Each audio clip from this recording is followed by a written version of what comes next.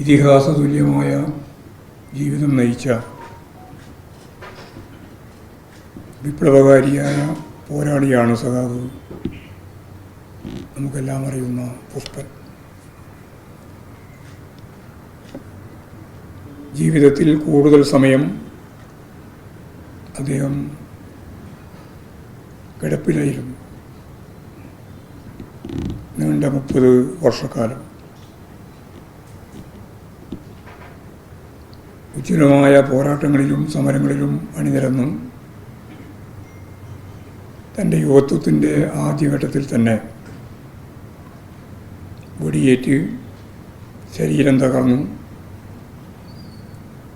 ശയ്യാവലംബിയായി.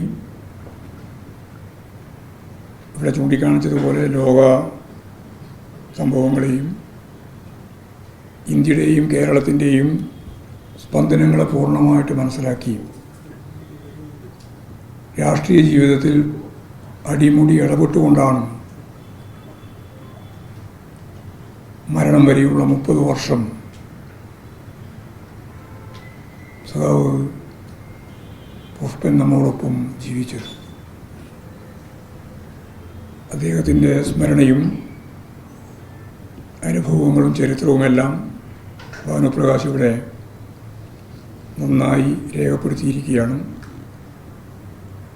2 ടെസ്റ്റുകളായിട്ടാണ് പുസ്തകം പ്രസിദ്ധീകരിക്കുന്നത്. തീർച്ചയായും ഇന്നത്തെ തലമുറക്കും വരും തലമുറക്കുമെല്ലാം ഈടുറ്റ ഒരു ഗ്രന്ഥമായി പുഷ്പൻ്റെയും സഖാക്കളുടെയും ജീവിതം, അതിൻ്റെ ചരിത്രം, പശ്ചാത്തലം മാറ്റിയെടുക്കാനാവും എന്ന പ്രതീക്ഷയോടുകൂടി പുസ്തകം ഏറ്റുവാങ്ങി മറ്റ് വിശദീകരണത്തിലേക്കൊന്നും കടക്കാതെ ഞാൻ എൻ്റെ വാക്കുകൾ ഉപസംഹരിക്കുകയാണ്.